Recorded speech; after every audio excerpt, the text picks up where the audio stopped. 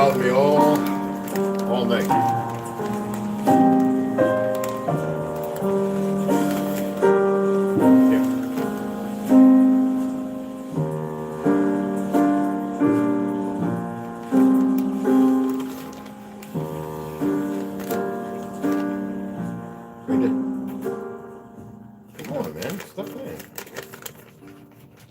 Come on. I know you're blind, but you're not that blind.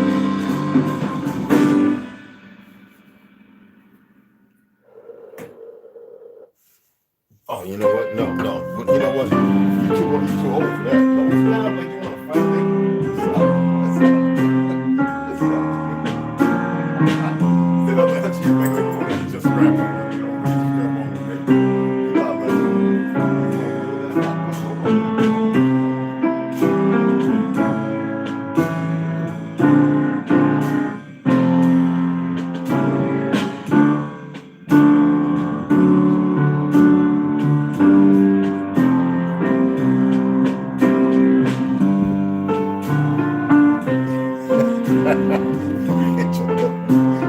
to play? Fathead.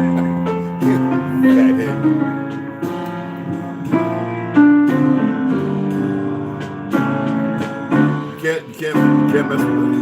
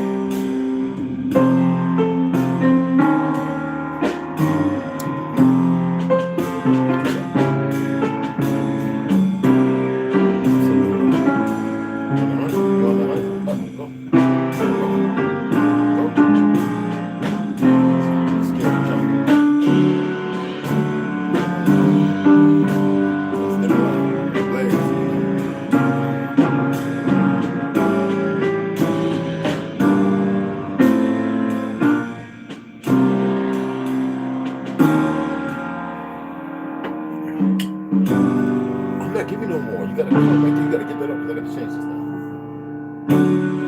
Stop being so lazy, bro. Let's go ahead and get this in. Stop being so lazy, bro.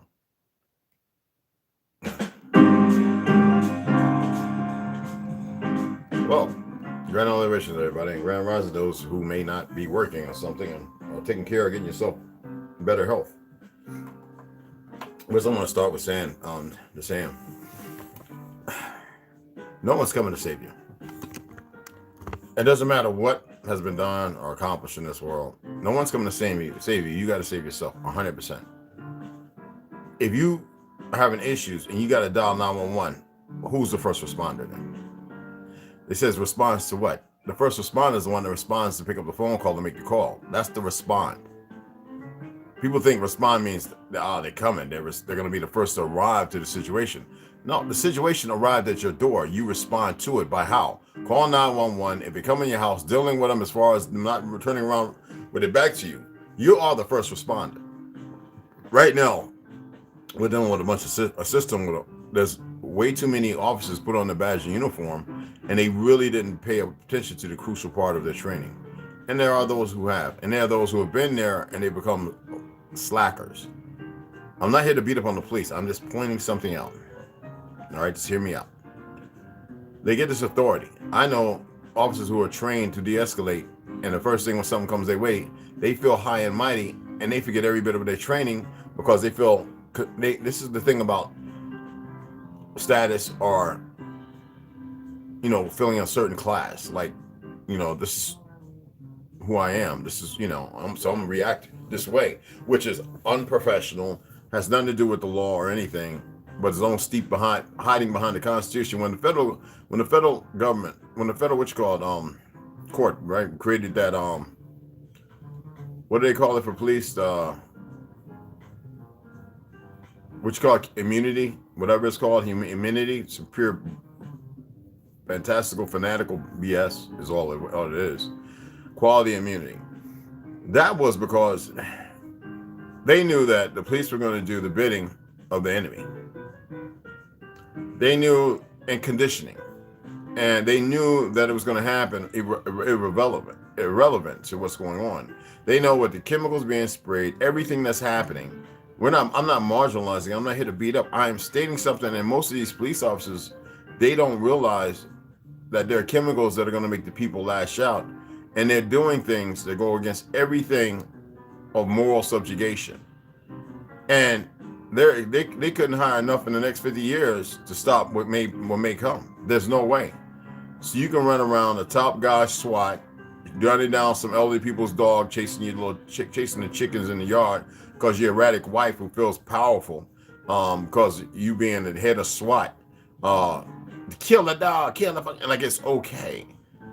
And yet, you know, it's just like these teachers. If it wasn't for, and I know I've said David Rockefeller, but he played a part in John Rockefeller's decision in 1901 as well, when he wanted to establish the education system. And they marginalized it in the 30s and 40s and up to the 60s when they institutionalized from a certain age to go all the way down to putting the babies. And this was for selection. You see, what people don't get is it was a very perverse system. You know, when you do something very perverse, or you're doing something to feed something nobody knows about, what do you think is going to come out of that? Well, right now we're dealing with a military and a government who's got I've got friends who are gay, right? They say they just don't like what's going on. They like the fact there's straight men out there, and they say this feminization they saw when it was happening of men, especially melanated men, and that's the worst part of it all. And that's Hollywood, the music industry, and then the subjugation of those. You'd be surprised in Hollywood, most of those, majority of them, Terry Crews ain't no difference. They play a role. They play a part. And a lot of people don't get it. And the act is to make you believe somebody who got tired of wanting to leave the industry or we just make them look like, you know, we'll play them dead, send them off to the islands, whatever. This thing is perverse. And what boggles my mind, it seems like these so-called liberal brothers and sisters, I don't want to say brothers and sisters, I'm sorry, I have this feeling in me, but these brothers and sisters who are liberals are some of the most abhorrent and most scum individuals I've ever witnessed. Who I mentioned something about the little thing in Austin, Texas, the drag queen with the pathetic suit on, showing this, don't have a booty hole because it's a pathetic butt and all that kind of stuff, dressed up with these big boobies in a box on the stage. And what saddened me the most was that there was people of color in there, and they were older. Who are these people? Now, it's not to dismiss, obviously, they're of this earth. What would make people do this? You know, I don't seek to have that answer. I don't even relegate myself to what's going on. What I see is a military that has been quickly disposed of. A powerful military that has been quickly disposed of. I see certain bodies in government that weren't there 6-8 years ago. I see the same individuals in hospitals that gradually grew to a phenomenal record in the last 4 years.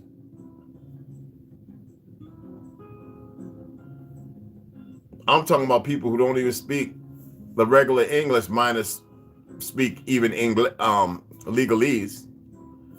I see such a deep perversion that even though it happened on our soil in certain areas, I mean, look at it. You got a Satanist in the government, well, a bunch of them. But the thing is, do you think this ever would have happened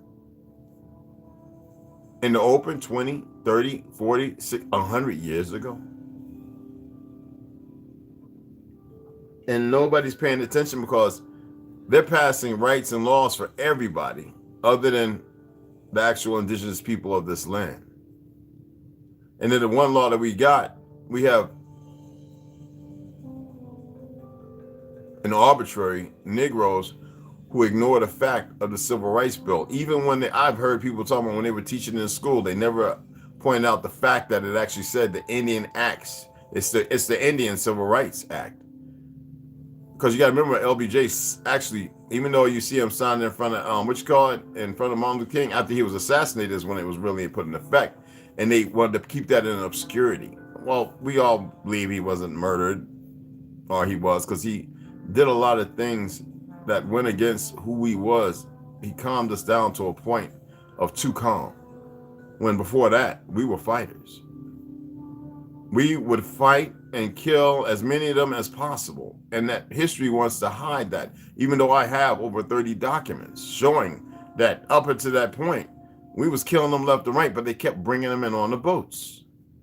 Millions and millions, over 60-80 million had been brought here, and a lot of them were married to our, you don't know this, in the 20s, 30s, 40s, they were married to our women, and our men married to theirs. It's nothing new. I'm not saying whether it's right or wrong. I'm not here to go through all that foolishness. I believe that we're supposed to be an untouched, very cleansed people, but these Rockefellers, these individuals who want to call themselves these converts, or the detractor that has created the problem. No, not one for running out. Don't run out there and start violence. That's not going to solve anything, because for those of you who have watched perilously us get into this situation, and in those of your parents who you now ask, why did y'all let this come about? And have them sit down and give an honest answer.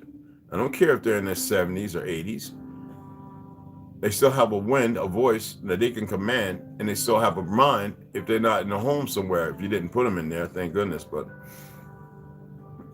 it's very, it's not natural. And nobody's paying attention to anything other than what this lying thing is saying, this consortium. To me, I know they're lying. I'm ex-military. I don't care. I'm not here peanuts and pennies. I'm saying I know they lie. I've watched the lies. Actually, when we were sitting there going, what are they talking about? Just trust me.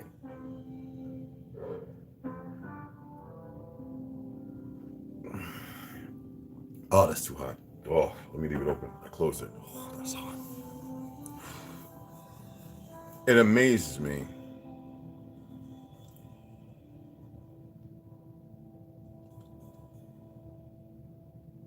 I came on last night to read, and the first time I went on, it wasn't even going directly to you guys. It was going somewhere else. I knew it. I looked at my tablet. It was going dead. And so what I did was I closed it off. And when I closed it off, it had this little infinity thing on the bottom, and I was like, wow, delete it. I went back. Rondo went to work, so he crashed out, and I don't fault nobody. I'm not here to fault anybody, so don't ever take it like that. I'm thinking outside of the box, but I know he's always here. Kulik, West Side, he came on, and a bunch of y'all probably sleep too, even though it's a 2-hour difference now, which is weird. I know a lot of you are asleep, so you working and stuff like that. So I was cool. I was going to just read it anyway, which I did. And I talked for those of you who didn't listen to it. Because I'm going to start doing that like 8, 9 o'clock. So if you're up, come on over. And it'll be late. You know what? I might just go ahead and record the reading, because it's different. And I've got the space. I'll record the reading and upload it. That way I can put it in the cloud or whatever, and then get rid of that. Make sure I've got that room for if it's 25, 30 minutes. I'm not going to use the GoPro to do that. I mean, I can sit downstairs and be all logistic, and I like to be comfortable. So maybe I'll do that at night and upload it. And that way the video's there, everybody can come through and watch it. I prefer to go live and re-live, because I think it's more even though it's over the net, I think it's more interactive. Not so much as like you do an open mic or Melon or something like that, but I think it's a benefit there.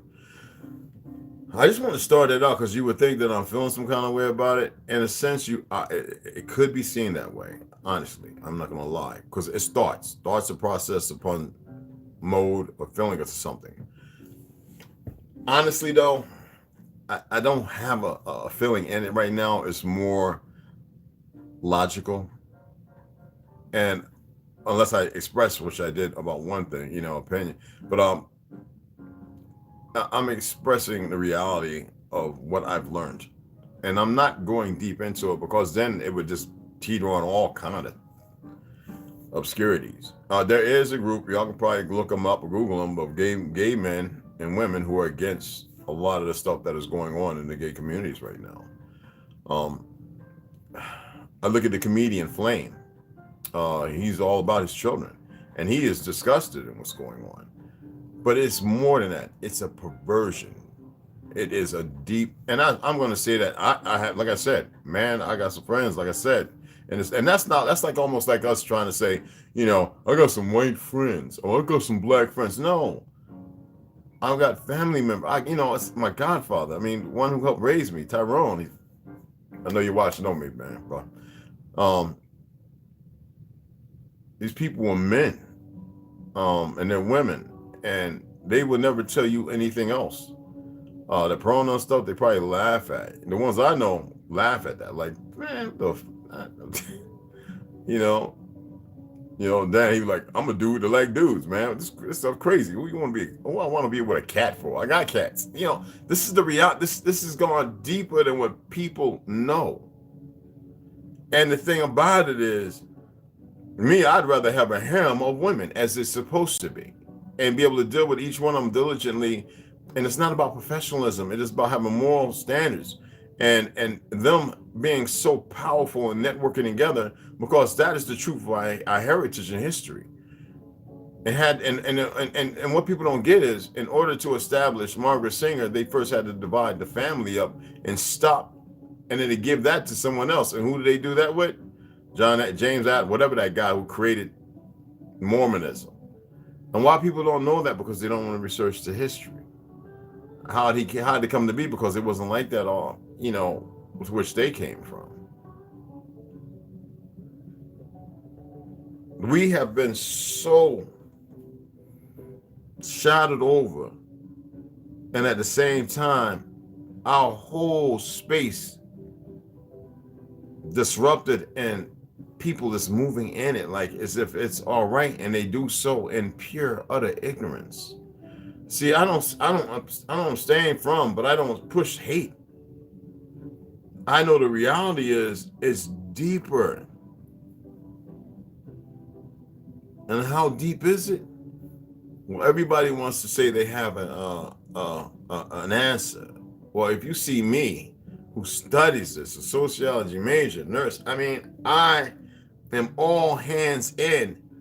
But the majority, 99.99% people having this commune or this combo or holding court on the topic don't know what they're talking about. It is all about emotions and feelings to a subject matter. I don't care.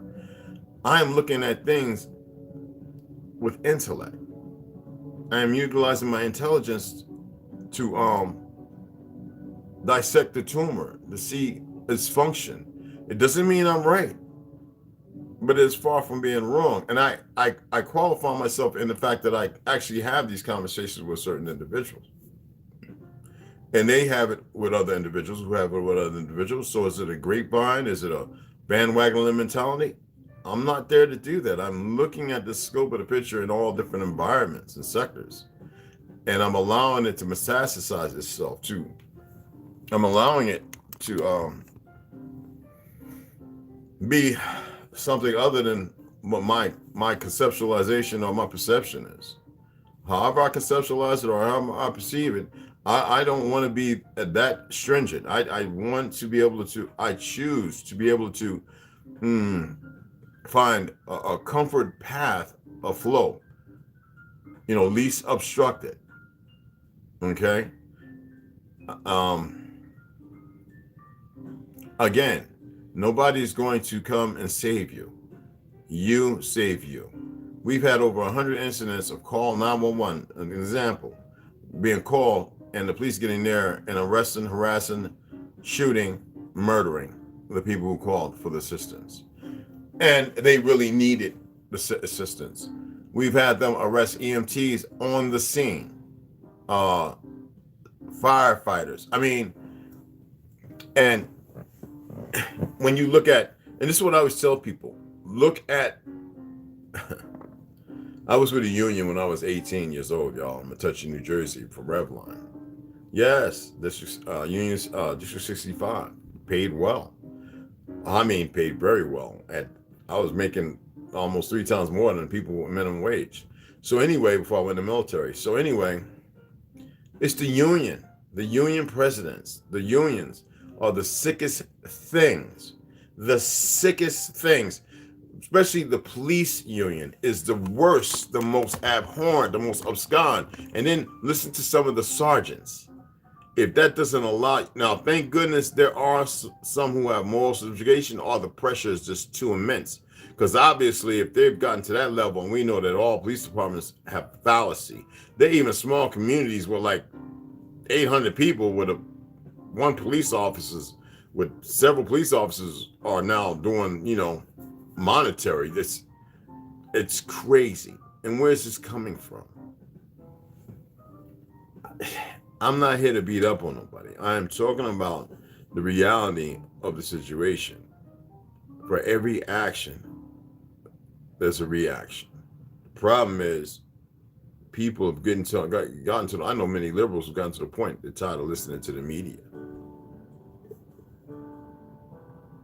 The media doesn't have really a strong leg to swing on anymore. And most people that watch it are people that watch sports, and that's brainwashing and collusion right there.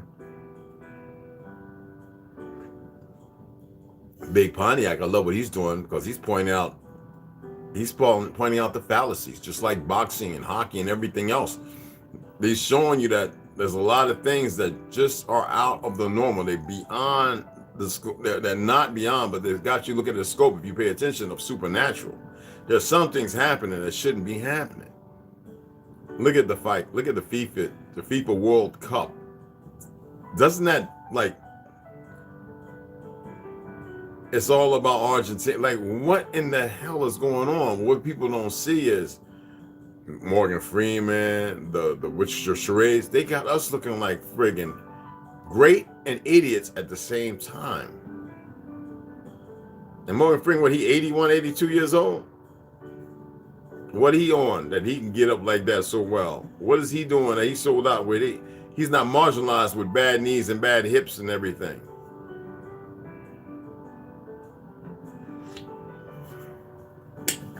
I'm just saying, I'm not beating up on the brother. Maybe it's just good genes. Maybe he really was somebody else. I don't care. You see what I just did, right? That was just to stop all that banter because I don't get into that stuff. You know what I'm saying? I just don't get into that crap. It's like everybody's stuck on a he's a she and a she's a he. Like, what is that going to solve? Everybody's stuck with the Morgan Freeman might be Jimi Hendrix. Like, what is that going to fix in your life? What is that going to fix for our grandchildren and great grandchildren? What is that? See, this is what I'm about.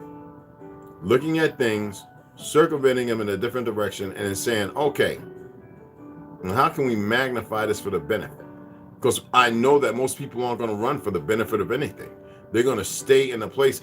I saw people come and left because they felt some kind of way, like as if I was going to give two shits. I don't care about your little feelings. If you're not going to look at things with logistics of bettering our people, regardless of how messed up they are, but you've known this and you've seen it in yourself, then what's the reflection for making it better? If you're going to look at the reflection, well, okay, how many of y'all are going to town hall meetings? Writing stuff to say, looking at old scripts to utilize. How many of y'all are doing that? No, you know what y'all do? You're stuck on the goddamn internet. You're stuck on Facebook and Instagram and TikTok and Signal and all these other ones. Well, the Signal I use for my veteran brothers. Clubhouse. Oh my goodness. I'm sitting there going, I'm looking at some of my people who I love dearly. I love you all. And I'm sitting there going, how did you get stuck in Clubhouse? What is going on? Like, and TikTok. Oh my goodness. After I saw the third time I saw Homeboy with the Pikachu costume, and then I saw the other one, I don't know, and then I ain't gonna get into everything I'm saying because it's not a hate for people. But I said enough of this. And it's not like people don't know. And I'm sitting there going, dude. And I didn't want to feel hopeless. Like, there's no hope. Because that overwhelming really came over me like, oh snizzle. You see what I'm saying? What's going on? You know, I'm gonna get into the reading. I just wanted to get this out because it's early and it's something to look at. You know what I'm saying? I don't care about people's little feelings. I really don't. No one's coming to save you but you.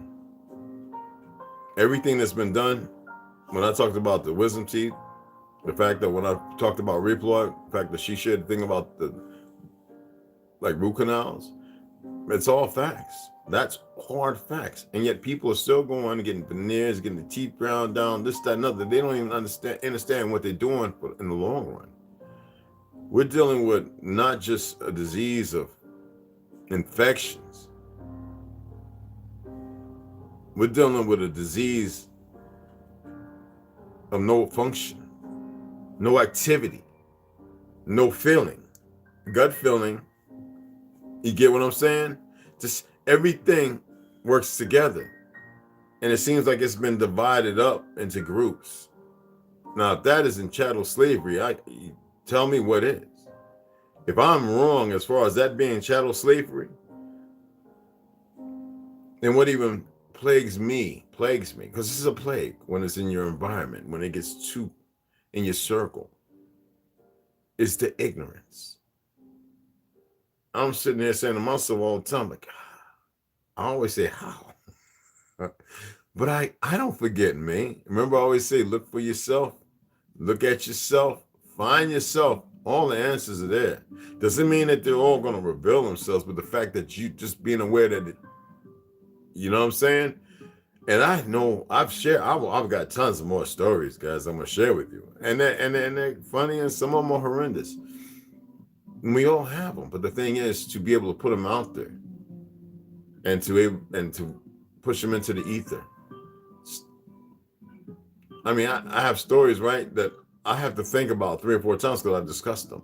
Like, I don't care about them. But for the sake, you know, I'm going to tell the stories. Because there's somewhere around the line, like doing comedy, you will circumvent the whole narrative and realize that you have something in relation to the story. You know, most people want yeah. What did I say the other day? And they don't have any solution. Well, so what is what is it gonna fucking do for you? What the fuck is gonna accomplish for you if you don't even know how to utilize that in the proper, form or way? That just feeds everybody's little rage and anger. That doesn't fucking it feeds some, but it doesn't fix shit. Now, I can dig. If you don't want shit fixed, get your ass on, because I'm not the one. I'm gonna call you out. And there's gonna be a day when I'm gonna start calling people out, and I'm gonna see how they deal, how mature and how adult and how grown, and how I'm gonna see where they fucking at. And you better believe me, I have a way. I just do. And most motherfuckers ain't gonna hang in there. You're barely hanging in there now, living a lie. It is what it is. How many years I've been saying we engine? So I realized it's deeper than that after traveling. Shit, since I was fucking getting my ass whipped at 12 and 13. Rip Lord, and a few other people know that when I was in the school, when I was in the education system, I was getting in trouble for saying it. But now everybody come to find, and they all run around, and this is what I love. I love getting in people's little feelings and their little fucked up emotions. I like dragging them through the briar patch. I'm here to build you up. Before you build a motherfucker up, you got to tear the bullshit down. And most motherfuckers don't want the bullshit torn down. They want to be able to hold on to the bullshit and feel like they're going to do something. Y'all ain't going to do shit. You don't even know how to bound and run in a team. You don't even know how to attack a situation appropriately. You don't even know how to fight as one. So what the fuck are you going to do? You see what I just did, right? So I talked about the system, how it's broken, but you're part of the fucking system. I'm here to read and elevate, but I'm smacking motherfuckers upside the head. I got to. Every night. I get a notification or something. I say, don't look at it, Red, and I don't. But do you know what happens when I fucking go on my phone, listen to a voicemail?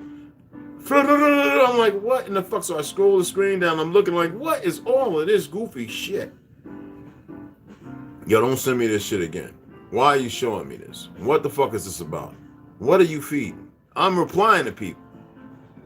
And say, emotionally unstable motherfuckers who's part of this fucked up system where chemicals and everything else is your affliction. The circumstance of how you living's got you broke. That's what I'm talking about. I've had some people say, well, look at you, you and your... I'm in what? I'm around the same fucking people, the same institutionalization. What the fuck are you talking about? It's just that I can make a difference with no indifference on myself. The problem is you haven't had the chance for somebody to tell you that because you've been listening to motherfuckers talk for you, and it's not what you need to fucking hear, or not, nor what you need to be saying yourself. I don't give a fuck about your feelings, people. What I care about is what you're going to do tomorrow. What you're going to do tonight. How are you looking at things this next fucking moment? I don't give a fuck about your feelings. All you badass, I'm in Chicago. I don't mean a goddamn thing. I'm in New York. I don't, man, nigga, please. Brooklyn, right? Come on, fuck out of here. I'm in Jersey. I'm in like all them. I'm in Louisiana. It don't mean a goddamn thing. I'm in the Ville. And what the fuck does that mean? Bunch of punk ass can't get along, don't know how to ride together, can't move like a solid motherfucking army or a troop. Work together, anything. Show me a bunch of bitches. I've been locked up. Oh, real bitches. You're effeminate motherfucker. Now I'm gonna say what the fuck you can't say or you won't say. I'm gonna pull your ass through the motherfucking bras, cause yeah, and I'm that motherfucker that can do it. I'm gonna give you some history too, the way it should be given. Somebody's like, man, you've been saying David Rockefeller. I said, well, yeah. Well, John Rockefeller all the way up to, yeah. Well, what the fuck? It's a family affair. Oh, okay. I said, what? You forgot how the fuck I move? I want you to do some research, motherfucker. Stop being so motherfucking condensed in the... I said condensed, not dense. Condensed in the fucking head.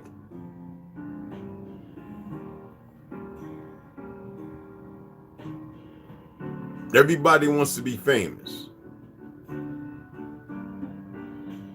Everybody want to be rich and famous. Some die with fame, some die nameless. Come on, the fuck out of here. Like, what the fuck is wrong with y'all? I was the first one talking about Charleston. Like, I saw his first fucking 3 videos, man. There's a handful of motherfuckers watching. And motherfuckers was feeling some kind of way, man. I'm talking about going back when he started uploading old videos that wasn't even on YouTube. We had the little fucked up dreads he was showing these old. I was laughing my ass off. And I was telling motherfuckers, it's gonna be this nigga coming through. Who the fuck he talking about? Y'all motherfuckers know what I'm talking about, especially on fake fucking book. And when I saw what he was doing, I was like, shit, I was doing that. Dragging everybody. I was doing it for over a period of years. I'm going to read the Bible with you motherfuckers. Then I would slap people over the head going, you believe that shit? And for 3 years in a row, 365-day Bible. It's 364 days, I believe, but Bible. And I would read it every day on Facebook. Motherfuckers was getting, yeah, wrapping their heads in turbans, Hebrew, and I was like... And after 3 years of doing that, and one day I woke up and says, you know what, I got to get rid of these feelings. I said, I'm going to work on getting these feelings. I'm going to have y'all walk with me. And motherfuckers thought I was crazy. What the fuck is Red? What is Jay doing this shit? And it was the hardest thing I ever did. I just knew I had to get rid of feelings. I'm going to walk you through this real quick. And motherfuckers watched me. And I allowed them, when videos became a thing, to watch me how I was practicing to get rid of my feelings. And after I don't know, 6-7 months, I felt numb. I didn't feel nothing. And I was like, oh shit, I might have fucked up. I started reaching out to, listen y'all, I started reaching out to fucking yogis and shit like that, looking numbers up. I actually have no feelings. What? And it's like, oh, yeah. It sounded like I was at fucking 7-Eleven ordering a fucking big ass beef hot dogs back in the day, back in Philly or something. Anyway, you got to do what you got to do, you know, and they was guiding me and says, and so they had me breathing exercises and says, so you did Tai Chi, you need to go through that and you need to feel the earth. So I had to replace the bullshit feelings that I've worked so hard to get. That all I did was compartmentalize. I thought that they were gone because I literally woke up. I didn't feel like I have a heart on. I was nothing. I would get in the cold water. I was like, what in the fuck did I do? I was following all these advices and this, that, and other, how to remove all these feelings, not paying attention that when you remove something, you've got to replace it with something. For like, I was like looking at people's comments on, I was like, I didn't give a, literally. Then when I started looking at the tree or when I was water, putting my hands in, allowing myself to connect back to the natural, then I started getting totally different feelings. But I still had anger and happiness, sorrow, rage, blah, blah, you know, all them different things. It's just that now I was more connected to the earth way of looking at things. It's just a learning factor, so it's not like it was perfect. I would still go blank.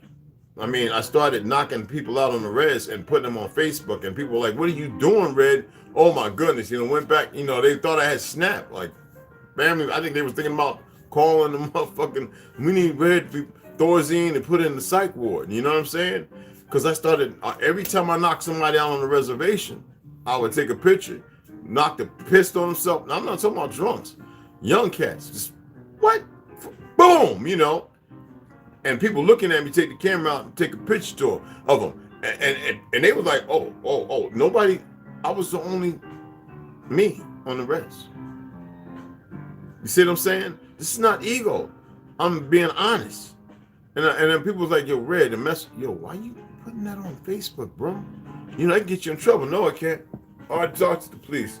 As his mother come over to my house with all that racist stuff and all that, you know, I knocked his ass out. I gave him what he deserved. And people saw it. And they were like, yeah, he should have went up on that house. You know, he's out here training these kids. If they don't see what, you know, they hear me back there rocking the heavy bags, you know, every day for like an hour, 2 hours. I mean, just beating on it. Come out in the front, medicine ball, you know, 20 pounds, 18 pounds, 16 pounds, 12 pounds, slamming it on the concrete, breaking the concrete up, the driveway up, picking these big red clay rocks up that people had to get a dang, what you call it, the move. I'm picking them out the ground, these big rocks, and building a wall to keep the other dogs from coming with charisma, like to chill out in the sun. And even, you know, the neighbors like, why are you picking that up? Want me to give you a hand? I need to do this. You know, but you're back. I just need to do this. So I always had this inner thing that I had to recultivate in a different direction. So after I stopped doing that, because enough people said, and I realized what I was doing was just anger. Anger and rage was still there. I got rid of the feelings. You can have anger and rage without feelings, y'all. And trust in me. You walk around blank. And I think that's what makes sociopaths, a psychopath, excuse me. Whatever, one or the other, right? So I started doing yoga. That was a blessing. Tai Chi was great. I did the combat forms. I knew the soft. That was exercise. But I knew the combat forms. And low hand and all these other different forms of fighting forms, Shaolin long fist and 5 ancestral kung fu, different animal styles. And I would go through those forms, right, when nobody watched me do them. Hard style and soft styles of karate do, taekwondo. I would use all the things that I know were applicable. And I started to not do the fighting stuff and started using the soft forms. And that's when I started coming back into real feelings, I guess. After that, now at this time, now I'm still the flat earth and this, that, and all the other stuff. But I was really argumentative. There was no feeling behind it. I was just like, how can people be so goddamn stupid? And I didn't have no love or no nothing for anybody like that. There was nothing there. Today I can say, oh no, I love people regardless of how dumb they are. I know that this is a system that created it. I'm more aware. See what I'm doing is I'm showing you how I got to where I'm at today. And in doing that, I've almost lost this flesh once or twice. And I realized, okay, with people saying to me, Rich, you've got a lot of information, you need to share it. And what I did was I started connecting with people and I started paying attention. And I realized, wow, this I'm really lost. In the last handful of years, a year or two before this thing that's going on, I was watching people. I saw Phoenix come out of nowhere. I saw some other people come out of nowhere. And what I did was I says, okay, all these newbies, and that's what it, FNGs, fucking new guys. This is what me and a handful of individuals will call these people. We call all y'all fucking new guys. That's what we said. We've been walking. There's a whole bunch of Mike Spivey. There's a whole lot of us, Rip Lloyd, who knew who we were since we were young, since we were little jits, since we were little ninjas. We were raised with the knowledge, nurtured in the knowledge. What made to be quiet, got our ass whooped. I'm an engine, you know, whether it was a game or watching a Western, we literally get our ass whooped. And that was how you break good, strong, powerful men of fear. Those of our ancestors who became fearful, who weren't part of the fights that were still going on in the early 1900s. See, I have to deal with that. I told you my great-great-grandpa murdered a few motherfucking Palestinians and a couple of niggas. I told you about some of my grandpas who was like my great-great-grandpa, James Henry Wooten, left Oklahoma, ended up on the East Coast in New York, ended up in Harlem, walked out of a bar heading home, and some punk-ass nigga, and they think it was a Moor, a real one, walked out and shot him in the back of his head.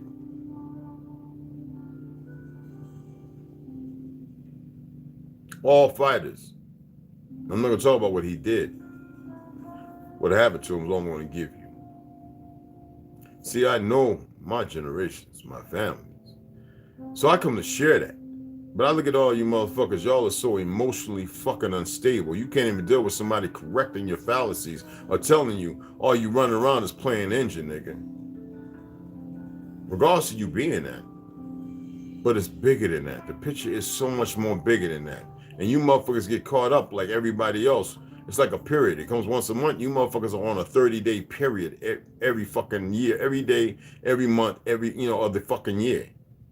When are you all gonna come off that fucking period and start being fucking men?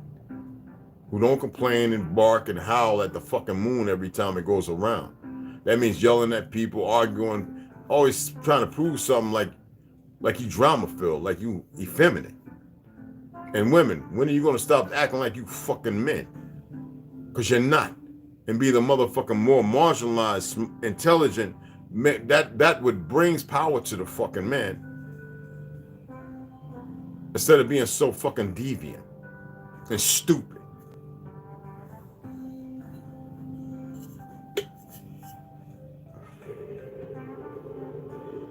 I'm going to read. I'm taking my fucking time to say it.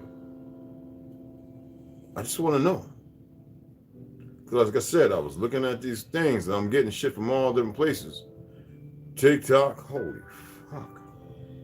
I don't know how. I deactivated both accounts. Twitter? Oh, some of the groups and the conversations on there is just fucking. I was on one of them the other night with Westside. He invited me, so I went in there. I was listening. Oh, last night. I jumped out of there. I was too tired. I couldn't handle that dumb shit that was coming out of these niggas' mouths. Dumb ass niggas. Yo, man, you know what I mean? And then talking retarded.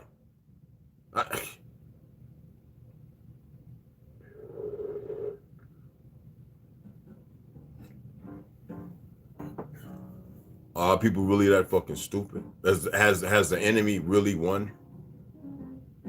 I just want to know, has the enemy won?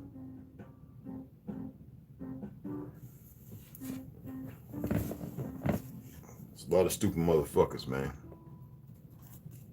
And I know y'all love that shit. But I just can't do the stupids and shit. All right, I'm gonna read. Look, I'm gonna go ahead and get this reading in. Because, like I said, I don't feel no kind of way. I'm just sitting here talking, and I'm like, you would think I feel some kind of way. I know you want me to feel because y'all in your fucking feelings. I don't. I want to see you motherfuckers come up out of the bullshit zone.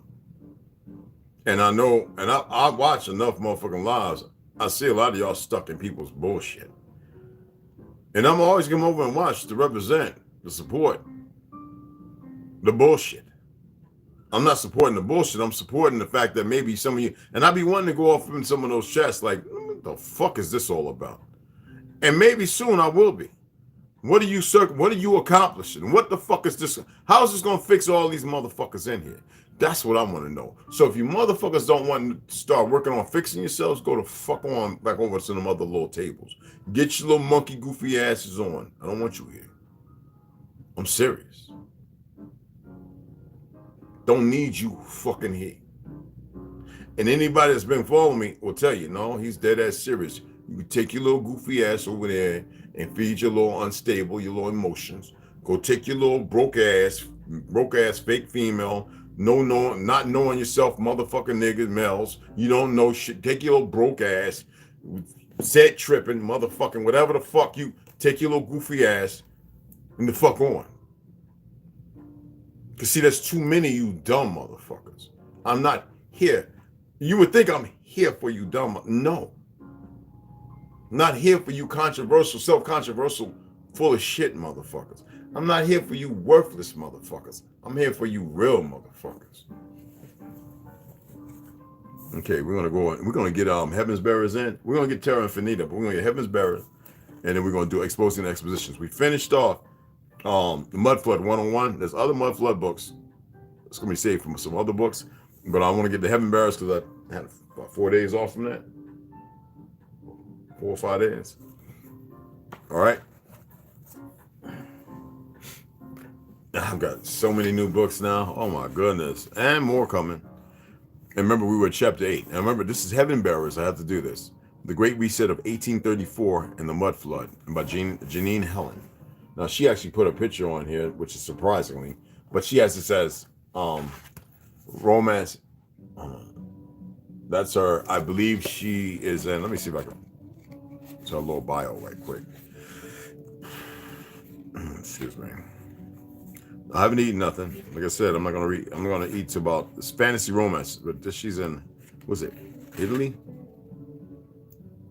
Hagerstaller. I believe she's in. This is printed here, but she was. She traveled in order to do this.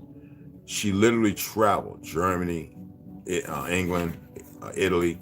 She went all over. From what I gathered, in order to do a lot of this. She's right here.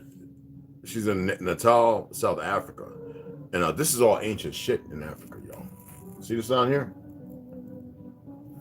I keep telling you, every time I saw, I was listening to these motherfucking niggas speaking to this so-called African who don't know his fucking origin either, just lost his most of these pale skins, and they tell him like the place is like it's just huts and niggas. Shut the fuck up. They've always had some grand cities over there, not what you believe or think. And I'm not even going to that. That's for another time. I told you about the Great Wall there. The fact that in the early 1800s, there was the desert, that sand wasn't even there. The sand over there in the so-called Sahab, whatever the fuck the Sahab, whatever that shit's called, the Congo, whatever, Africa. That sand is not even native to the fucking region. Have any of y'all done that research? You're always gonna get goofy motherfuckers come in and leave. I want them motherfuckers to stay going too. Because I don't want them to get, because they'll run and try and build a platform using material. Not that it's a problem, but then for the wrong reasons. For the wrong fucking reasons. Chapter 8.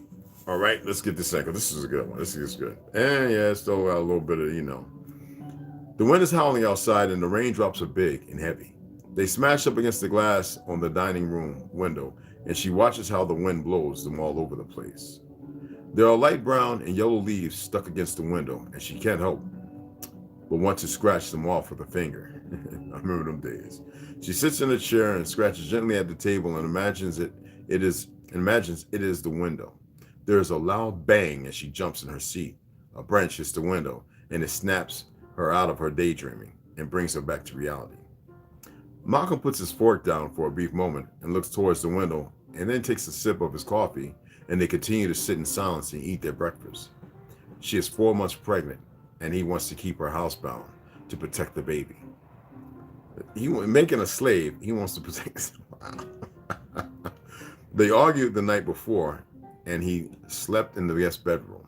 It was the first time he was so angry with her that he couldn't bear the thought of being near her. She started crying, and he couldn't handle her, and so he left. It was the right thing to do before he said. It was the right thing to do before he said or did something he would regret. She is feisty now that she is pregnant, and her emotions are all over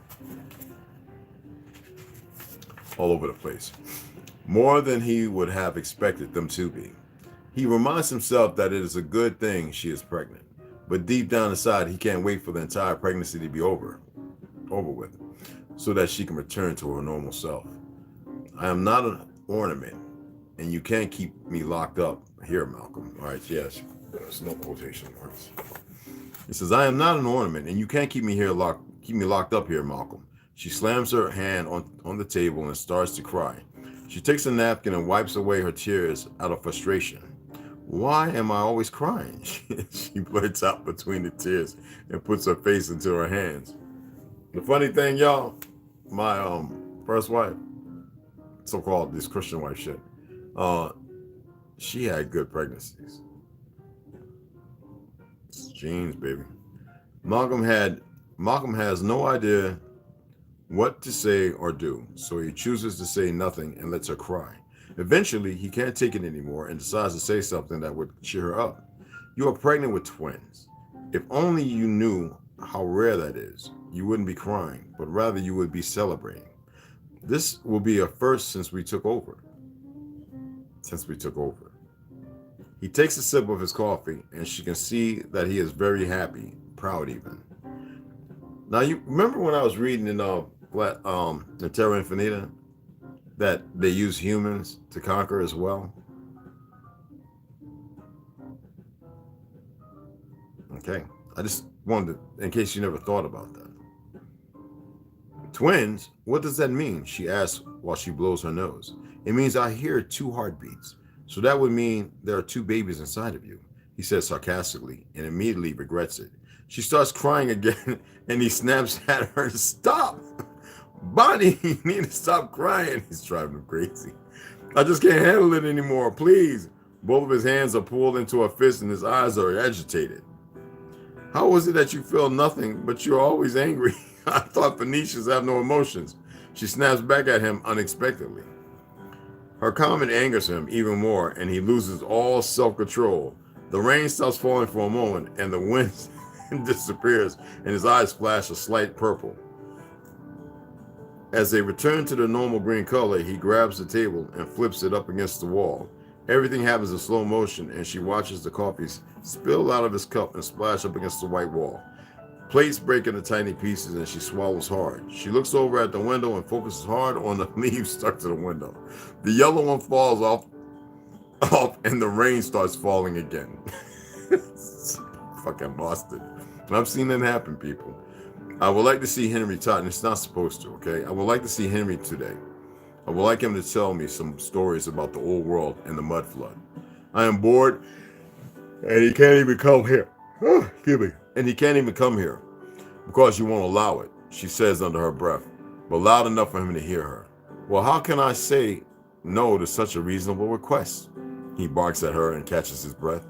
His voice is suddenly filled with pure sarcasm, and his expression softens just slightly. Please, Malcolm, I am not sneaking off to go and see him. After all, you are his boss. He has to do what you say. I ought to have some perks being married to you. Malcolm is standing a couple of meters away from her, and he wants to hurt her. Oh my goodness. And he knows he shouldn't, excuse me. He sits back down on his chair and neatly places his hands on his lap. I'm tired, y'all. And he looks like a schoolboy, but his expression doesn't match his posture. I need to think about it. Being my wife, he pauses. Your perks are being my wife, that is all. You being my wife is enough, Mom. That's pretty pathetic. Fine, she mutters and looks away from him. She hates what he just told her, but she knows that he is right. She has one purpose, and in a few months' time, that purpose will be fulfilled. He will then decide if she is worth keeping or not. He suddenly starts talking softly. His tone is sincere, and it interrupts her. What is it, Bubba? You okay? Excuse me. Interrupts her thoughts, and she looks back at him. Phoenicians have a problem with anger. We can't always control it. One day I might just hurt you, Bonnie. You won't always be pregnant, and I won't always have a use for you. Do you understand what I'm saying? He doesn't wait for her to reply or even nod that she understands him. He immediately stands up and begins to leave the room. Lock the door and stay inside this room for a while, he orders her and slams the door shut. She lets out a deep breath and rubs her hands together to stop them from trembling. She really believed that he was going to hurt her, throw her against the wall perhaps, like that table. What's up, guy? He's like, check him out. He's like chilling. He's like, yo, what you doing, yo? Her face changes expression and she wants to cry again, but the tears won't come. He doesn't understand her. He doesn't even try. She doesn't want them to take her children away from her and make slaves out of them. How could he be okay with that? All he can feel is anger and nothing else. And he doesn't want to care. It's not that hard. She mutters to herself and looks over at the mess of food and broken crockery all over the floor. She picks up a chair and throws it against the wall, and it shatters into pieces. She grabs a chair and the next until all 12 chairs are in hundreds of pieces on the floor. She is shaking and she can't believe what she has just done. She hates him and knows she needs to get away from him. She needs to save her babies, but how? Where will she go? There is nowhere to go, and she knows this. I need to see Henry, and soon, she tells herself, and sees Jane standing at the entrance to the room. This is why you record and you edit. Pale as white bed sheets, and she has a look of horror on her face. Oh, wow. Bonnie ignores her and brushes past her, just barely touching her. She puts her coat on and shoes and then stops with her hand on the door handle. I could get him in trouble, she mutters under her breath. She opens the door and then slams it shut again. That is right. Don't do that to him, Bonnie, Jane says from inside the dining room and starts to clean up the mess. Bonnie walks back towards the dining room and peeps her head around the door. I need to do something, Jane. They're going to make slaves out of my babies. She starts to cry and Jane completely ignores her. She can't bear to see her cry and she is powerless to stop them. Bonnie stands in the door frame and watches her for a while and eventually helps Jane clean up the mess. What the fuck is going on? Clean up the mess. She decides to stay home and obey Malcolm this time. Perhaps he will be pleased and eventually allow her to see Henry. She tells herself, she believes. She grabs a black umbrella. It is Malcolm's, but she doesn't care and takes an oil lantern from, damn it, eyes watering. Eyes are watering like a bitch. Anyway, oil lantern from the shelf and lights it. He never said I couldn't go down to the underground, she says to her reflection in the mirror by the door and smiles. He has someone boarded up the window with sheets of wood, but hasn't replaced the glass yet, and she wonders if he plans to. She climbs inside and takes a good look around now that she can see properly. She remembers the staircase and wonders just how far down it goes. Each room has exquisite details on the ceilings, the window frames and doors, just like the rest of the house. But every room down here is painted a different color, and that surprises her.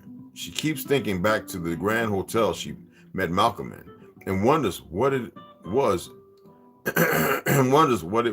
used for 17 years ago. What did they use it for in the old world? Was it perhaps someone's home? It is much bigger than the mansion she lives in. Maybe it really was a hotel. But there aren't even enough Phoenicians and Tartarians around to justify needing such a big hotel. At least not currently. Perhaps they will use to house the humans. Maybe they were used to house the humans, is what it should say. She isn't sure and continues to explore the rooms, and she finds the metal pole she held the other night. Yeah, the metal pole she held the other night, and notice it is full of engravings. in that same language that she doesn't understand. There are 14 bright blue stones placed in perfect symmetry on the one side, and she brushes over them with her thumb. I will take it with me and ask Jane about it. Maybe Malcolm, or maybe she won't ask anyone about it. She tells herself and places it in the corner for her to take with her later. She can feel her frustration growing from not knowing certain things, and she wonders suddenly if her mother, her parents, were important, like King Finn and Queen Ariel. There must be something in those books, if only she could read them. Malcolm was kind enough and arranged that twice a week a local teacher comes by the mansion and teaches her how to read. But the English lessons aren't much help, considering almost all the books in the library are in that Tartarian. Wow, this is pretty deep. Tartarian language. The English language, and it makes you question why they have us speak in this fucked up language, right? What was our true language? The English language is new. It was created by the heaven bearers in order to ensure that should any human or Tartarian accidentally stumble upon the objects from the whole world, they wouldn't understand them. Does it make sense? Kind of. Reprogramming and the destruction of history at its best. She scoffs and wants to throw the lantern onto the ground. And this makes her extremely mad, and she realizes everything she knows and was taught in the foundling home is a lie. History as she knows it, how most Tartarians know it, is all a big lie. Wow. That's a good romance, and that's pretty good cover as far as this book goes. I'm gonna read two more, and then we're gonna go on to the other one. She continues to search through the house, but most of this is below the home she lives in. This is an old Tartarian home. She continues to search through the house, but most of the furniture is gone. Only a few pieces of furniture remain. It is evident that the Tartarians of the old world were bigger than she is, and she doesn't understand why they were bigger. She finds a bedroom. It looks like a child's room, and she can't help but look under the old broken bed to see if something was there, stashed there. She gets the impression that the family left in a hurry and took their most important possessions with them. She finds nothing of importance anywhere. It was only that note that she gave to Henry, the family portrait, and that metal pole. The bottom half of the mansion is empty. She is quite disappointed. She really thought she would find something down there. She takes the family portrait off the wall and takes it with her to put it in the library where it belongs. Something so beautiful and important should be preserved. And she says to herself as she walks back to where she entered the house. And this is the last one right here, last paragraph. She reaches the room with the broken window, and as she is close enough to the window to climb out of it, she recognizes those black shoes standing on the bottom of the window. Oh shit. Wow. Frame. And she drops what she is carrying. This time she isn't quick enough, and he grabs hold of her and throws her against the wall. In his right hand, he is holding a rock. It looks like the same rock she used to break open the window with, and he hits her over the head with it. There is pain that spreads all over her body, and she can feel her body go limp and hit the hard, cold tile floor. Her eyes close, and she can see that smile. She is finally with her mother, and she lets out a tiny sigh. Wow. It's about to get good, y'all. It's about to get badang dang, for real. We're gonna pick this up tomorrow. It's about to get good. Okay. Book of Giants I was gonna read, but I decided to go and read these two because Book of Giants is a lot in there I want to read. It's really good, and I'm gonna read that, like I said, with Enoch and I wanted to read it with this one, but no. It's really this is a fucking banger, y'all. Here we go. And I marked this one at other side. State and country.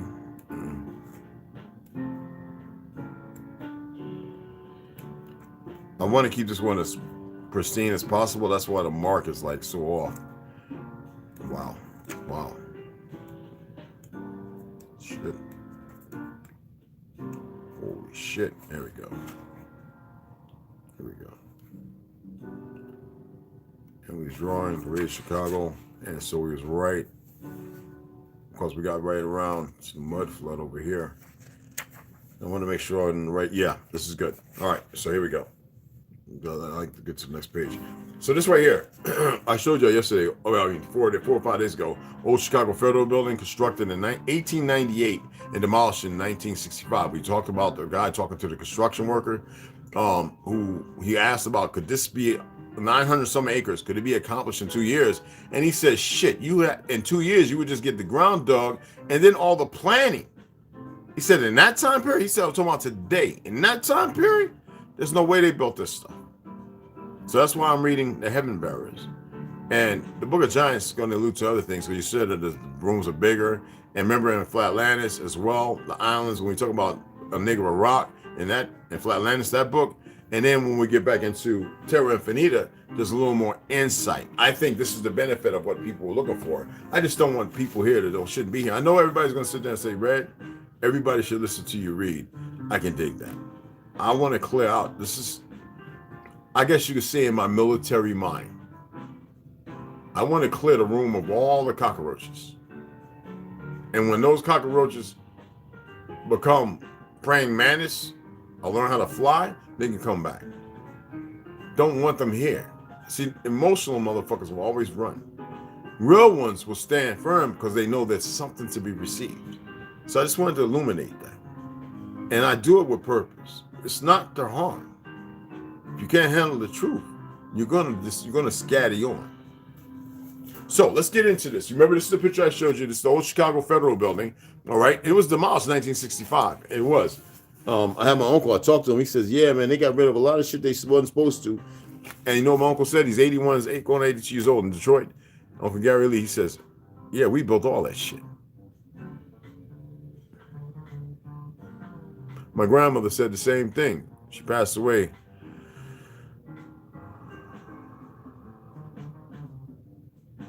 Six years ago, about 5, 6. Anyway, she was 90.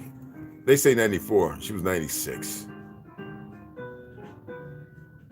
And my great-great-grandmother passed away at 94. They say 94. She was 96. In 1987, she was 96.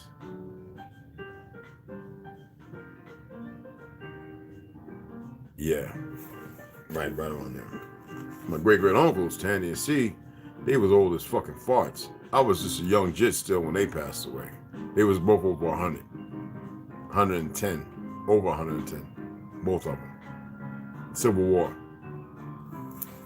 So I miss all of them. All of them. The name of Chicago itself is the first problem I have with this city's history. The standard historical claim is that it was a French rendering of the Native American word Chicago, which it wasn't. That's pure bullshit. A type of onion. The place name Checagou, Chicago, was found in a memoir by Robert de la Salle in 1679, while Henry Joutel's journal of 1688 noted that the wild garlic called Chicago grew abundantly in the area. This was supposed to. Why are you chewing on my damn glasses? You being carried away, partner. I love you. You got other things to chew on over there. And the first word was Shika, AKWA, Chicago. I had never seen that. It's the first time I heard that word. This was supposed to be a native village, but built here because this location provided a fairly short portage between Lake Michigan and the Mississippi River system. However, early maps tell a different story. Check it out.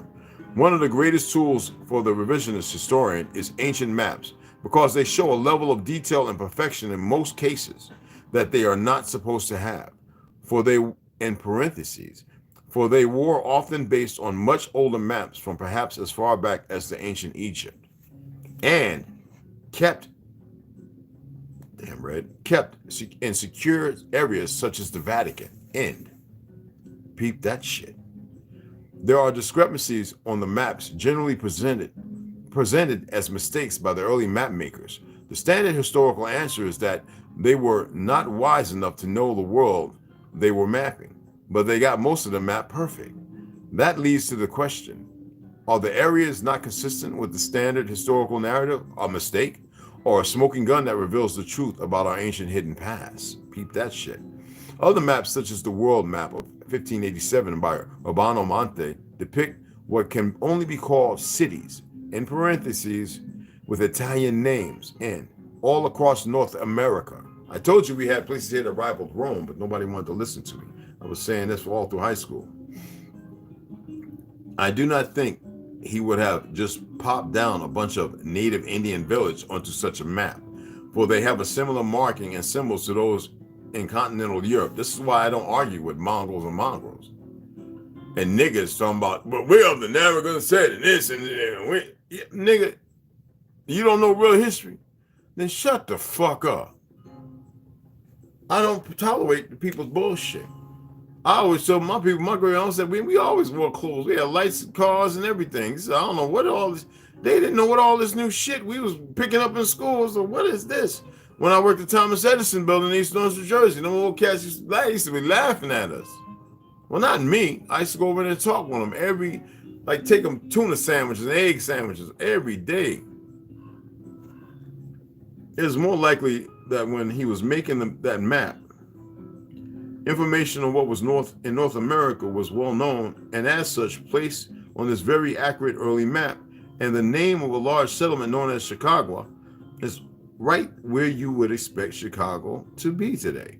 Some maps, such as the 1596 Debris map, show the same Shalaga where Chicago should be. Even today, Shalaga is thought of by historians as a mythical place like Camelot, like the mythological Troy becoming a real place.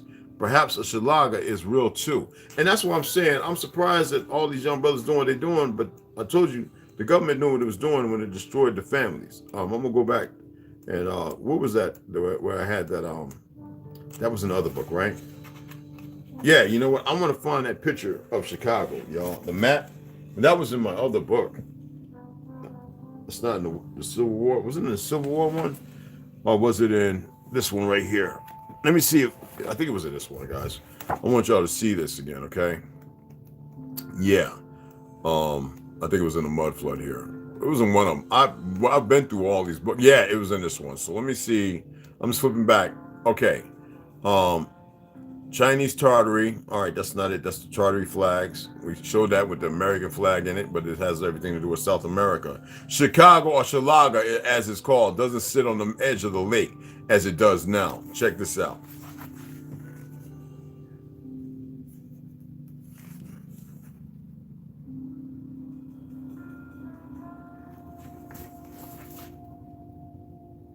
God damn, 1870 now. A fucking city. A grand city. Not motherfuckers living in some little teepees and yurts and bullshit. That was plains, supposed to be plains Indian shit. Even the plains had great cities. They blew that the fuck up. Okay? They did. You want to believe it or not. All right, anyway. This map also includes the name Chicago. It's spelled Chiogigua. West of it is Chicago.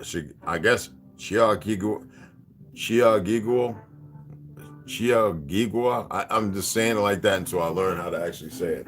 I'll type it in and listen to how it's pronounced later. West of an island city in the middle of Lake Conabez, which is the northwest of Shalaga. Could that lake have been modern Winnipeg, labeling that city as the ancient Chiogigua? Interesting, Debray created many illustrations of early North America, Indian village, and the Spanish invasion.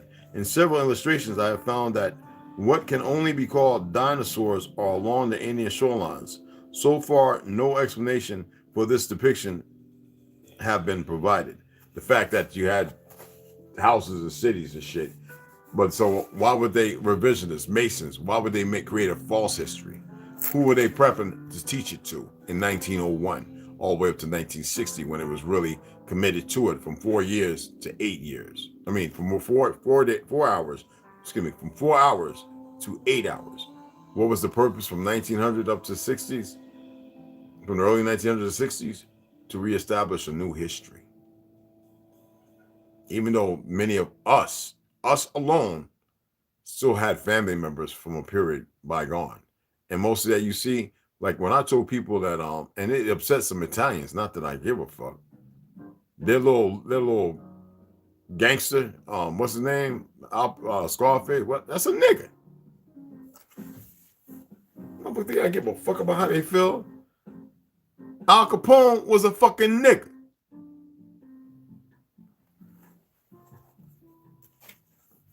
The drawing is supposed to show the time before any major building had begun. I don't give a fuck about his pale damn offspring. I don't give a fuck about them. Al Capone was a fucking Moorish nigga. This drawing is supposed to show the time before any major building had begun in 1832, when there was a population of 2,000. Interestingly, you can see that the drawing was made in 1892. Wow. That's a whole fucking 60 years later. Right at the time that the buildings of the World's Fair were being completed. How convenient. This is a good example of how history might possibly be fictionalized, and that the World's Fair wanted an historical story, and so such drawings were created to help provide it. And besides that, Library of Congress, when I was up in there, we know there's a lot of shit that's fake. And not once in there did I see anything of 1700s. Not once. In all the books I went through about these mongrel and Asian fucking Indians. Nowhere. We're all over the place though.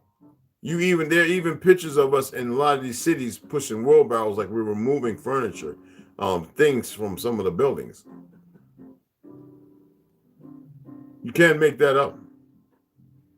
When I ask them about Tartary, they don't know the first fucking thing about it. I'm like, wow, all them orphans, wow.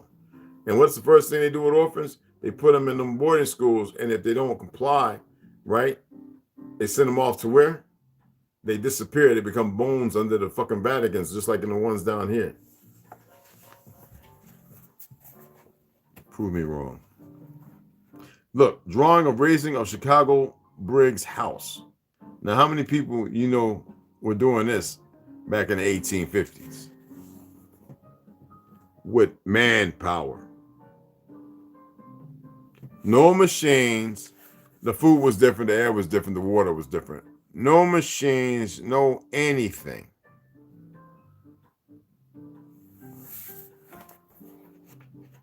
Just asking. I'd like to know. The history basically states that Chicago was built on a swamp and had poor drainage. Bullshit. In parentheses, for it had no high ground compared to the lake edge. And the poor drainage led to standing water that created epidemics of typhoid, dysentery, and cholera. You know that cholera. What's that stuff called? I forget. It's cholera. I'm a nurse. I can't remember that shit. Cholera. Excuse me. All right. And we know we didn't have that shit here. Paul Johnson, in the History of the American People, wrote, the city was built in a low-lying area subject to flooding in 1856. You can look his name up too, okay? Paul Johnson, 33rd degree Mason, all right? I already did it, but I'm just letting you can look him up. In 1856, the city council decided that the entire city should be elevated. All right, so anyway, let me go. The History of the American People wrote, the city was built in a low-lying area subject to flooding. But in 1856, the city council decided that the entire city should be elevated 4 to 5 feet by using a newly elevable jacking up process. In one instance, the 5-story Brickz hotel, weighing 22,000 tons, was lifted while it continued to operate. Johnson reminded that it could not have happened in Europe and wrote, this astounding feat was a dramatic example of American determination and ingenuity based on the conviction that anything material is possible. How can them goofy ass motherfuckers do anything like that? This is the presentation of it on Wikipedia. In January 1858, the first masonry building in Chicago to be thus raised, a 4-story, 70-foot, 21-meter long, 750-ton, 680 metric tons brick structure situated at the northeast corner of Randolph Street and Dearborn Street was lifted on 200 jack screws to its new grade, which was 6 feet 2 inches. Yeah, jack screw, y'all. 1.88 meters higher than the old one, without the slightest injury to the building. Before the year was out, they were lifting brick buildings more than 100 feet, 30 meters long, yet this is just a warm-up. In 1860, they raised up half a city block on Lake Street between Clark Street and LaSalle Street. Who can build a city block to be raised? We don't build nothing like that now these days. A solid masonry row of shops, offices, printers, etc., 320 feet, 98 meters long, comprising brick and stone buildings, some 4 stories high, some 5, having a footprint taking up almost 1 acre, 4,000 meters times 2, what the fuck, of space, and an estimated all in weight, including hanging sidewalks, of 35,000 tons. Businesses operating out of these premises were not closed down for the lifting. As the buildings were being raised, people came, went, shopped, and worked in them as if nothing out of the ordinary was happening. In 5 days, the entire assembly was elevated 4 feet 8 inches, 1.42 meters, in the air by a team consisting of 600 men using 6,000 jack screws, ready for new foundation walls to be built underneath. The spectacle drew crowds of thousands who were on the final day permitted to walk at the old ground level among the jacks. The claim is essentially that the whole of downtown, the streets, sidewalks, and buildings were raised on hydraulic jacks or jack screws while the people were still living and working in the buildings. Think of that. Do not even send the people away for a few days. Oh no, let them just walk in and up the 5 flights of stairs while the building is being lifted up. That is pure bullshit. That's why I say, no, I just want y'all to get all hyped. This is what I do.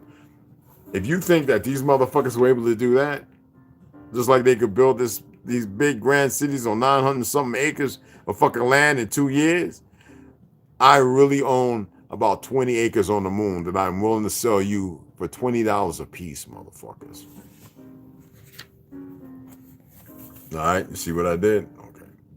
Bancroft describes the raising as, this work was in truth a necessity in order to provide a thorough system of sewerage and to avoid the malaria fevers and other forms of sickness caused by the low swampy site. A site which, for years after Chicago had become a thriving commercial town, was little better than a quagmire, and where, as one of our citizens remarked, the one unequaled, universal, inevitable, invincible thing about the place was mud. In parentheses, I emphasize, end. To accomplish this task, the streets were filled in and by means of jack screws worked by steam power. Not only the largest dwellings, but the largest businesses, buildings and business blocks, together with churches, theaters, hotels, and edifices of every kind, were raised to the required elevation, and thus that without being vacated, whether used for business or residence purposes. Then, by an extraordinary feat of engineering, the river was made to change its course, its southern branch being connected at a distance of 2.5 miles from the lake front with the Illinois and Michigan Canal, which has also been so much deepened as to draw the waters of the lake. And we know what city over there in that direction of Negro origin, thousands of people, was flooded while they were in their fucking sleep and murdered. Out of the 21, is it 21 cities that were flooded, other than the one they want to talk about, where all the people's lives and graves and everything were uprooted? Only us, great cities. Who was really conquered? Who really fought? Think about it. Thank you for letting me take the time to read that stuff. And the next part's going to be even more, it gets, yeah. I couldn't wait to sit down when I was reading that When I first read that, I was like, oh, I'm gonna throw that little, I'm back in England, dibbity doo. Appreciate you taking the time to be cordial enough to follow me along and listen, chip, chap, chap, pep, and all that good stuff. Yes, come on, lad, let's go over here. Lift it up one, will you? Right off, will you? I think I'll have a good time doing that. So we're gonna set this to the side over here, and I think that'll be pretty interesting, right? People don't like when you talk about certain things, but I have to, man. I really do.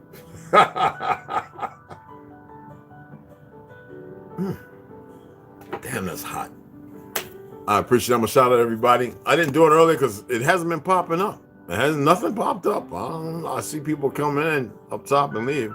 Navy Port, Polly, Folly, Holly. Okay. Oh, it's Lottie. Randall, what's going on, baby? Joshua Northern, what's going on? Peace and everybody. Austin C, peace, love, and light. Joshua, all right.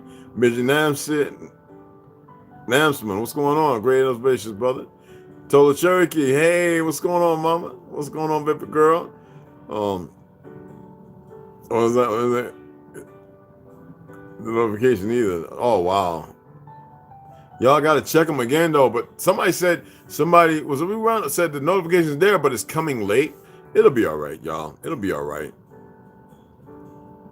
If we all have gay people in our family. Yeah. Well, not everybody, but a lot of us do, yeah. And it's a fact. It is. And you know what? We can't, there's something, it's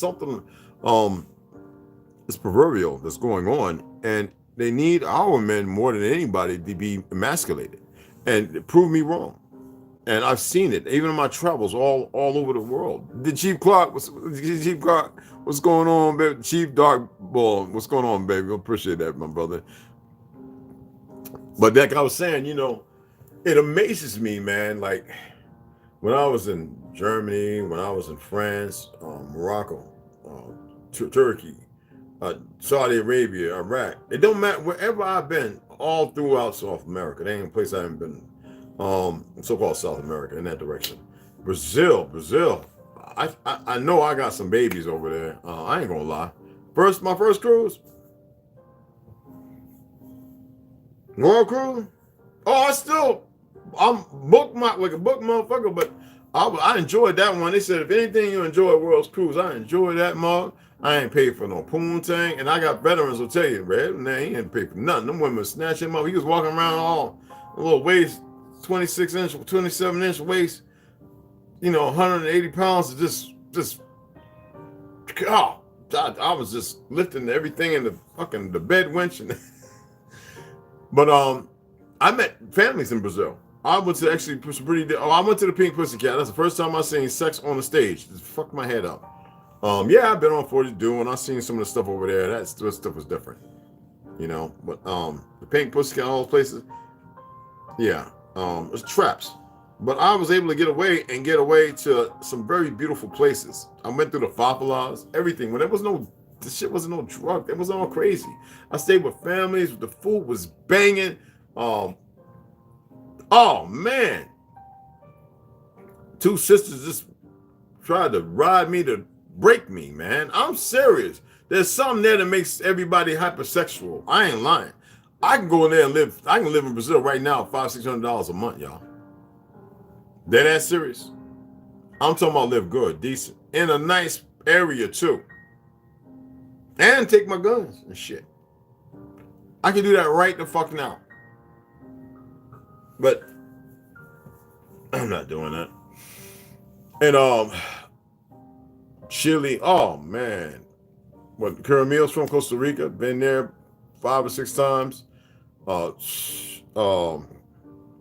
Argentina, Hawaii, Hong Kong. I've been all over this motherfucker, man. And the most beautiful thing is the accents and the languages. Going out there and seeing these people who are just no different from you, and we got love. You would think that we were hated. Well, now because you have all these betraying motherfuckers. I don't know, man. I think people still see our pain. And you have another lot of the newer generations who are just ignorant. It's by design. But we had love in everywhere we went, whether it be Japan. I had love. Man, I don't know about the rest of you motherfuckers. And the recent shit. War brings out the ugly in everybody. We got the, man, look, we was breaking breakdancing everywhere. We was doing head spins and windmills and shit and flipping. Them motherfuckers was like, oh shit. Now you see they got Red Bull. The motherfucking designers know how to make $1 off our ass any kind of way you spin it.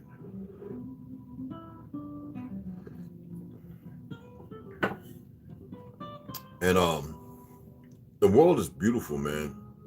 And to see it at its state right now, that's why I'm doing this, man. And some people might feel like a little antagonized. I want them to. I want you to be antagonized. I want you to be bothered. I want you to say my name, because we'll get some real ones over here that'll sit down and see what I'm doing and realize, like I said, I'd rather you hate me before you love me. Fuck you. Now, I love everybody. I've moved beyond emotions and feelings. And you can't too. I'm not plagued by them. And I have one of the biggest libraries of information right now that can help people move beyond the point of stuck. You know, what most people are talking about, I have the story, and I'm buying stuff right now with your help. Until when I get the first, whatever it may be, once I pay the $100 and I get the residuals after that, for the lives, then yeah. You know what I'm saying? Because whatever you donate, whatever you help me, and I'm not gonna always come over here with antagonizing and shit. I just want to get, it's just me right now. I just don't want the people who are unhealthy and unethical. I don't care about them. I want to make them leave.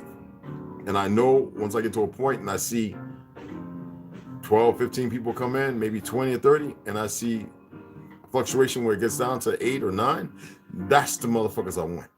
That's the ones who I'm going to deliver a real, you dig what I'm saying? It's like, they used to always want to wrap our hands when we hit the heavy bag. But I remember my grandfather, you know, Dynamite Charlie Wright, Joe Low Scared the Box, and everybody else. They just hit the heavy bag. They put on the little 12 or 16s and hit the heavy bag.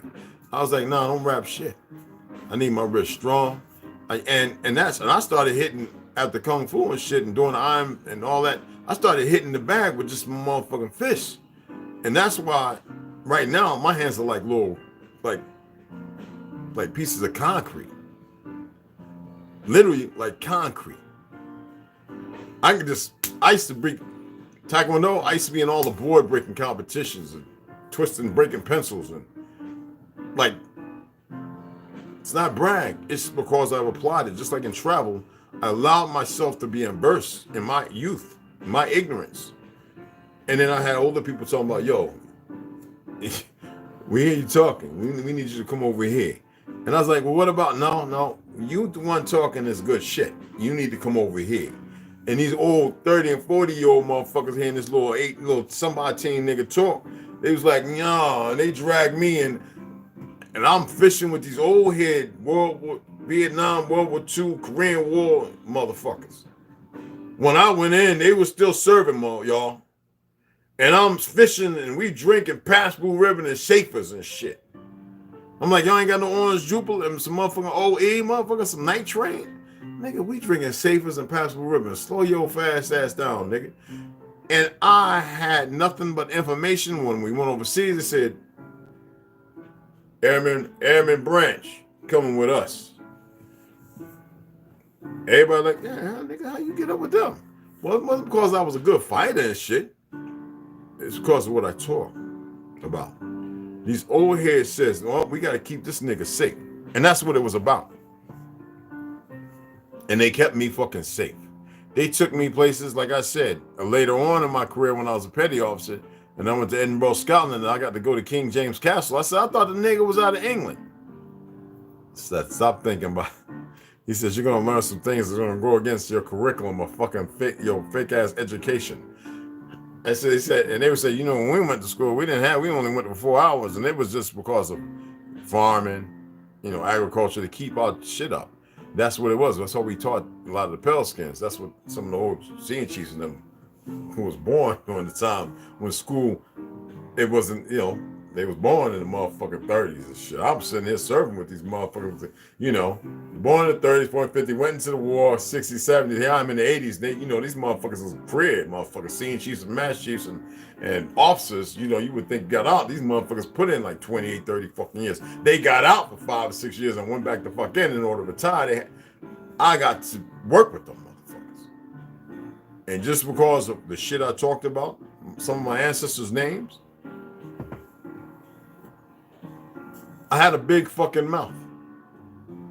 I had to learn how to quiet it a little bit. And they saved me. They saved me from myself and from something else. That's why I'm reading this shit now. All right?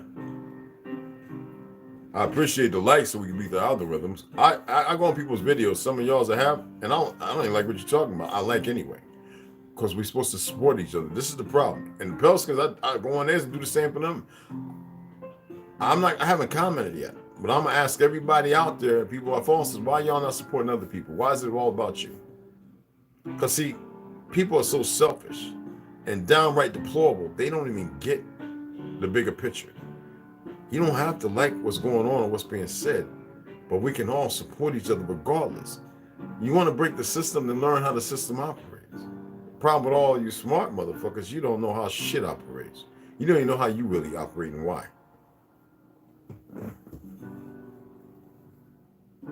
How many people came before me when I was disputing that Jason shit and pulled up quotes from Frederick Douglass, you know, James Baldwin. And we can go back before that, before all this Muslim and Christian bullshit, which I just did. Huh? Nobody, right? Yeah, I know. So that's what I'm talking about. If you want to hold on to it because you have a worship gene in you, how many people talked about the worship gene? I haven't heard nobody talk about it. About your, I'm not going to rip that word up again. I don't give a fuck, but it's your DNA. I ain't going to sit there and talk about the medical terminology. That you got a cap on it, on your X. You got a gene in there that is loaned to what they want to say. They're looking for your God gene, which when they say looking for your God gene, who would be looking for your God gene? Somebody that don't have it, right? Which is nothing more but the plant, the base of your source. But who would be looking for that? That means motherfuckers who are not like you, who are not you. So if you want to believe, I told you, I don't believe in this lizard shit, but the shit I saw when I was in the military, with my brother from Chicago, when the motherfucker's eyes closed like that and ink like that, and he got to stepping, and I was like, nigga, I ain't that bad, man. I'm a fighting motherfucker, but if this bitch decided to come up out the street and bite my head off, I think everybody around here probably be eating. I wouldn't be found and be in somebody's excrement somewhere. And I remember dapping dude up. All right, I got you, man, because he was standing there like he didn't know I saw it. It, whatever the fuck it was, or that pale bitch in Italy who came out with the fucking looked like she came off a fucking painting of the '60s with the black velour fucking dress, hiked it up, looking pasty fucking white like this. That's a real white person, as far as I'm concerned. Leprosy, I don't know. And squatted down on the corner. We up on a hill. We listen to this thing talking about Satan, Lucifer, the song from the Vatican, they said. Talking about whatever the fuck it was coming from. I don't know where it was coming from. But like Lucifer, the what you call morning star, light and shit. I was like, 'cause I knew I heard Lucifer twice. And some young male, female looking sign motherfucker, right? And my boys, half Italian, a Sicilian, and us from Chicago said, oh, another one, my boy. Said, oh, yeah, he spoke it. He said, oh, yeah, man. He was out, you know, translator, you know, over there while he's in Italy, and said, oh, that bitch came out, squatted down and pissed and looked up at us. We the only motherfuckers out there waiting on 5 motherfucking brick oven pizza. We done paid for them. And her eyes were solid fucking black. We was walking so fast, we look like them people that speed walk switching. You know, people that wear them loose and they be speed walking, their ass be just. That's how the fuck we was stepping, getting the fuck up out of Italy, trying to get back to Fleet Landing and get back into the fucking boat. We ain't even go back. That was the 3rd time in Italy when I first heard that song. Every time I've been always fine, man, you know, going in bookstores, sitting out like on the fronts, eating little scones or whatever the fuck. With the, you know, the wine or the shot of, you know, that's how Same thing, Siesta, whatever the fuck it was called, 80s, whatever the fuck, 1980, whatever the fuck. And yeah, man. Saw a lot of weird shit when I was overseas. That's why I'm reading this shit. Cause I still want to doubt some shit. Now I don't give a fuck. I wouldn't give a motherfucker walking around here with a turtle motherfucker on his back. Shell. Okay, nigga, you's a turtle nigga. Alright? That was a lizard motherfucker I saw. I don't know how that motherfucker came to exist. How a motherfucker eyes gonna close like this first and then like this. And we didn't, because he saw it, I saw it. And I know goddamn well we saw it.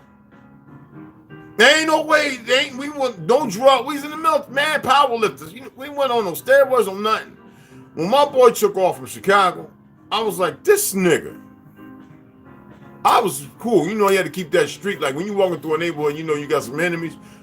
You don't let your guard down. You might be feeling some kind of way, but you get your heater. I got my little 380 woo-wop. You know what I'm saying?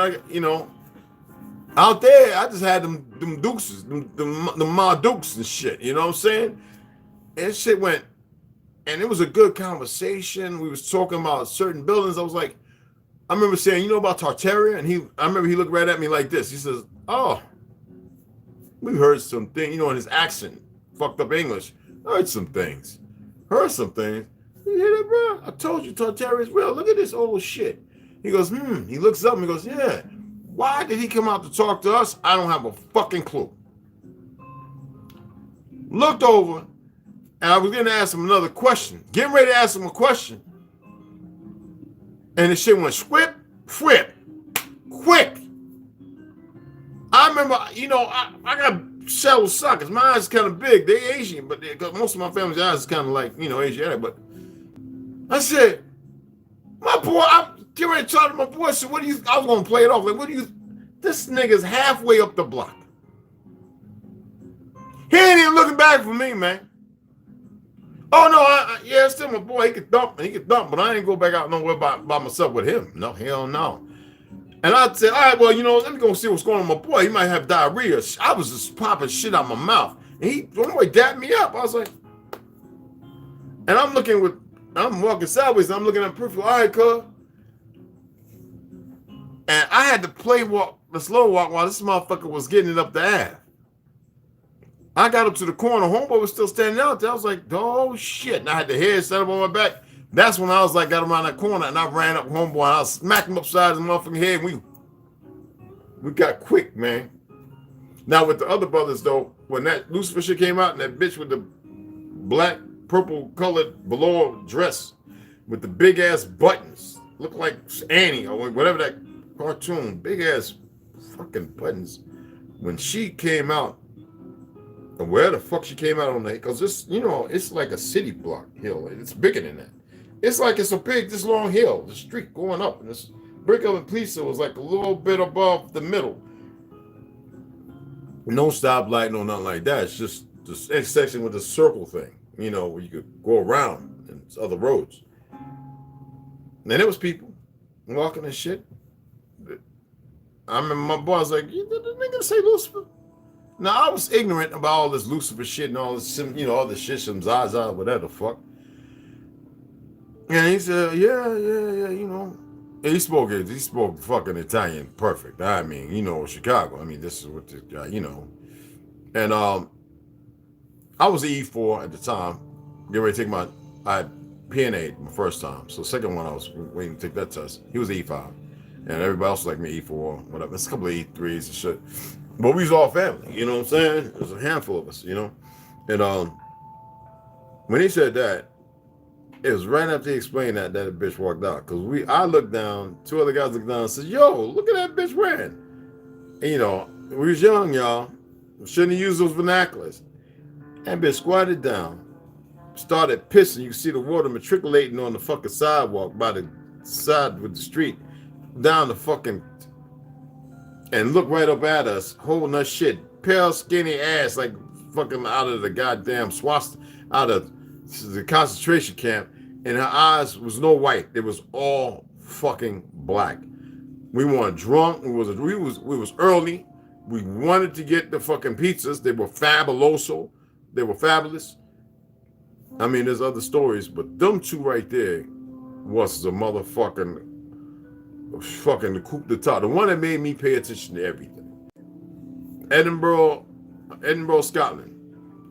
Going to the castle. There's a big, away from the castle is a big park, a big field, a green, where it looked like college students, family, people going chilling. We went down there, and we had the cooler, and we had some of the local beer, and I had this little Scottish. She was like a mulatto. I had that some melanin in you. It's beautiful, beautiful brown hair, big brown eyes. Looked like she was almost painted. A little lighter than me. Not a suntan, she had straight hair though, but fine than a motherfucker. Thick, like she was like, could be like power bodybuilder, like type, power lifter, strong, like track and field, that's what I mean. And I could have swore, I don't know, my boy said the same thing back at the ship. I could have swore there was a point in there where everybody was looking at us. Everybody in the park at one time looked at us, like all at the same time, like some Clockwork Orange shit. Like all of a sudden, just boom. And I remember saying to the homegirl, says, "Is everything good here?" She said, "Oh, what are you talking about?" It seemed like everybody. And my boy hit me on the shoulder and says, "You see that?" I said, "It looked like everybody at that specific moment, just like about 5 minutes ago, looked at us. Everybody in this motherfucker." I remember when I did like this. It looked like everybody was looking at us, me and him, with just two females, at one fucking time, as if they were all made to look at us, and we the only two from the ship that we like to get away from everybody. And she says, "Oh no, it's just nothing." She said, "It ain't nothing." Ignorant, fuck it, man. Maybe I'm seeing shit. There are things that happen in this world that you're gonna see, and you may ignore it or you have seen. Don't make it up. It's just, you don't have to make it up. It's what you do with that shit that determines. You know what I'm saying? And me, I have plenty more. Those are not the only ones. I have some that are pretty fucked up stories, like shooting at certain animals and I couldn't hit them with shotgun. I'm talking about shot, like should have tore their ass up, and I couldn't hit not one of them, and they was all over the place. And there's people I know I can hit my boy walk up.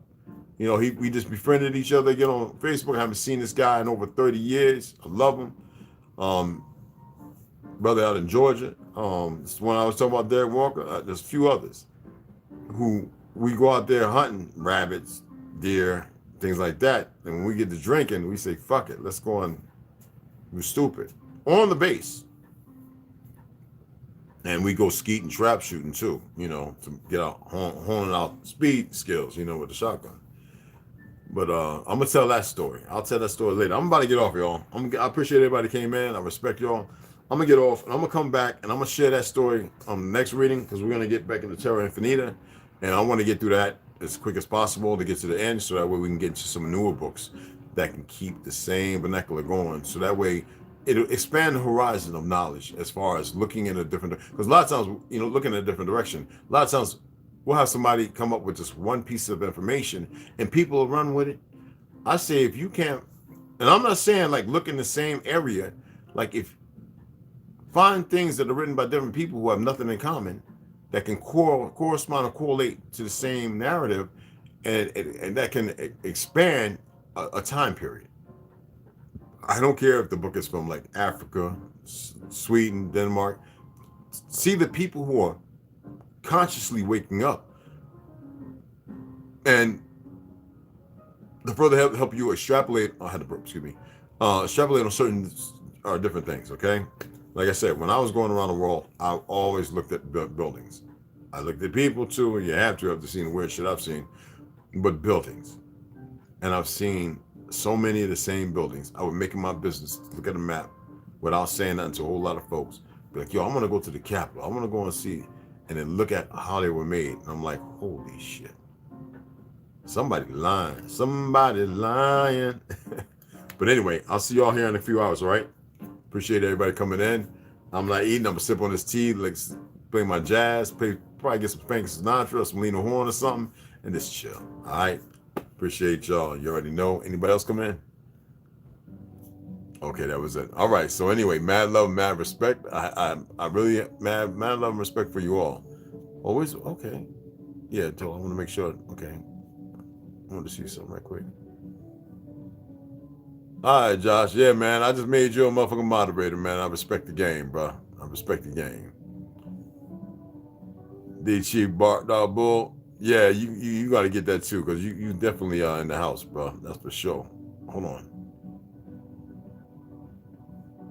What did I hit the wrong thing? There we go. There you go.